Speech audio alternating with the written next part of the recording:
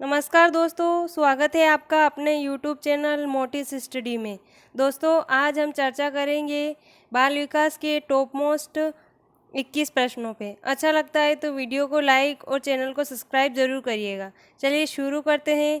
पहला प्रश्न है आपका, किसी बालक द्वारा अर्जित ज्ञान पर पूर्ण अधिकार होने का प्रमाण यह है कि ऑप्शन है, वह ज्ञान का सफलतापूर्वक प्रयोग कर सकता है, वह अपने ज्ञान को भली भांति समझता है, उसने सैद्धांतिक रूप से ज्ञान को ग्रहण कर लिया है, उसने ज्ञान को भली भांति समझ लिया है।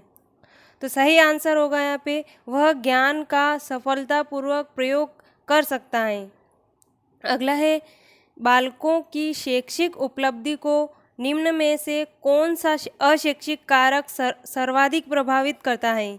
तो ऑप्शन है, बालक की प्रेरणाएं, बालकों के संवेगों से मुक्ति, विद्यालय के बाहर बालक के उत्तरदायित्व या स्वाध्याय की आदतें।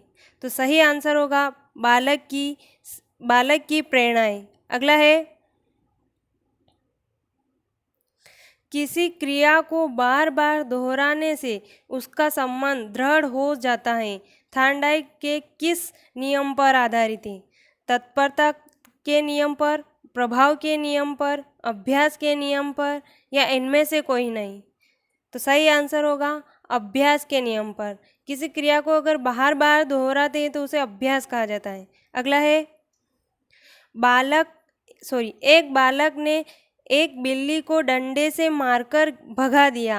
अब जब भी बिल्ली बालक को देखती हैं तो तुरंत भाग जाती हैं। बिल्ली की यह सीखने की क्रिया किस प्रकार की है?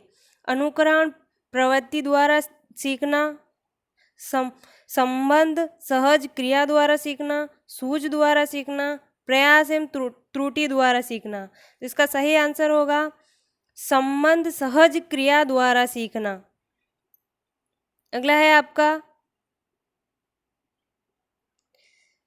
वह कारक जो किसी बालक के कार्य करने के उत्साह को बढ़ाता या घटाता है उसे कहते हैं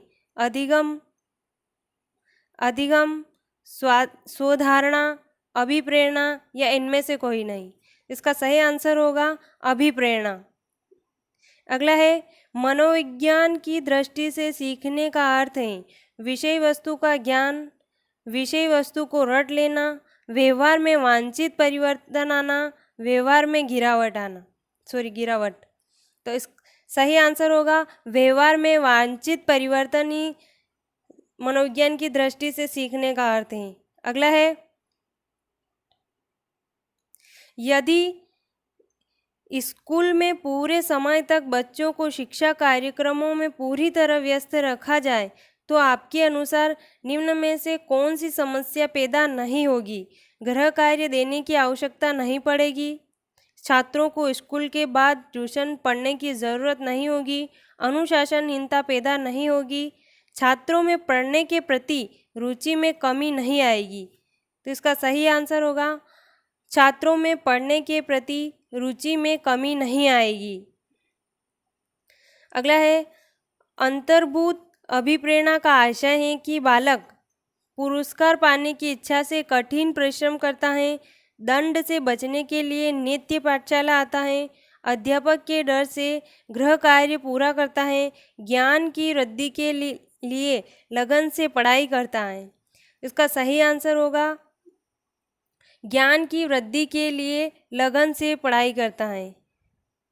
अगला है, अधिगम का प्रयत्न और भूल विधि के सिद्धांत का प्रयोग निम्न में से किसने सबसे पहले किया है? वाटसन, स्किनर, वर्दाइमर, या थार्नडाइक? इसका सही आंसर होगा थार्नडाइक। अगला है, अंतर्दृष्टि के सिद्धांत के अनुसार बालकों में अंतर्दृष्टि कैसे होती है? आकस्मिक, धीरे धीरे, अनिश्चित, या इनमें से कोई नहीं? तो सही आंसर होगा आकस्मिक। अगला है, अगला प्रश्न है, निम्नलिखित में से कौन सी अच्छी प्रश्नों की विशेषता नहीं है? प्रश्नों का स्पष्ट होना, प्रश्नों की निश्चितता नहीं होना, प्रश्नों का विशिष्ट होना, प्रश्नों का स्वदेश्य होना। इसका सही आंसर होगा प्रश्नों की निश्चितता नहीं होना। अगला है, बालकों में अधिगम के विकास में निम्न में से सबसे महत्वपूर्ण क्या है?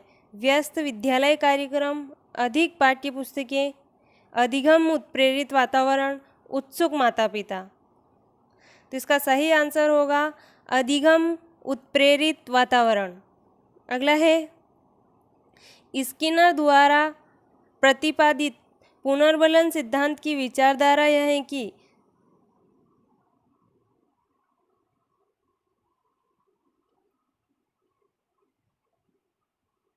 सही उत्तर पर पुनर्बलन देने से आगे सही उत्तर देने की संभावना और बढ़ जाती है। व्यवहार सामने आ जाने के बाद पुनर्बलन दिया जाता है, पहले नहीं, या ए बी या उपरोक्त में से कोई नहीं। तो इसका सही आंसर होगा दोनों ही होंगे। सही उत्तर पर पुनर्बलन देने से आगे सही उत्तर देने की संभावना और बढ़ जाती है। व्यवहार सामने आ जाने के बाद पुनर्बलन दिया जाता है, पहले नहीं, दोनों ही आएंगे। अगला है आपका, नैतिक मूल्यों के प्रति अध्यापक का क्या दृष्टिकोण होना चाहिए? इसका सही आंसर होगा शिक्षक का दायित्व है कि वह स्वयं भी नैतिक हो, वह छात्रों को भी नैतिक बनाए। अगला प्रश्न है, कक्ष में प्रयोग की जाने वाली छात्र केंद्रित शिक्षण विधियों में प्राय शिक्षक की भूमिका है। तो इसका सही आंसर होगा उपरोक्त सभी। समस्या उत्पन्न करने वाली परिस्थितियों का निर्माण करना, छात्रों के लिए संभावित सामग्री एवं संसाधनों को जुटाना, छात्रों की उपकल्पना निर्माण में मदद करना, सभी आएंगे। अगला प्रश्न है, तिरस्कृत बालक की समस्या का प्रमुख कारक क्या होता है? तो इसका सही आंसर होगा माता पिता की आपसी लड़ाई। अगला है, विशिष्ट बालकों के लिए पूर्व पृथकीकरण शिक्षा व्यवस्था के लिए प्रमुख उपाय है। तो इसका सही आंसर होगा आवासीय विद्यालय योजना। अगला है, किसी बालक में मानसिक विकास का परिणाम होता है। तो इसका सही आंसर होगा बालक के द्वारा स्वानुभवों द्वारा लाभ प्राप्ति की योग्यता। अगला है, किसी बालक में शैक्षिक पिछड़ेपन की पहचान के लिए अनिवार्य तत्व है। तो इसका सही आंसर होगा बुद्धि परीक्षण। अगला है, किसी बालक में पिछड़ेपन का कारक नहीं है।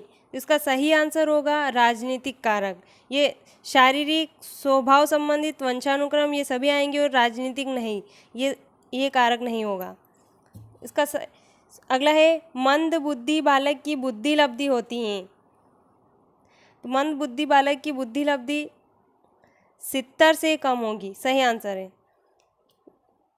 अच्छा लगता है तो वीडियो को लाइक, चैनल को सब्सक्राइब ज़रूर करिएगा। धन्यवाद। मिलते हैं एक नए अपडेट के साथ।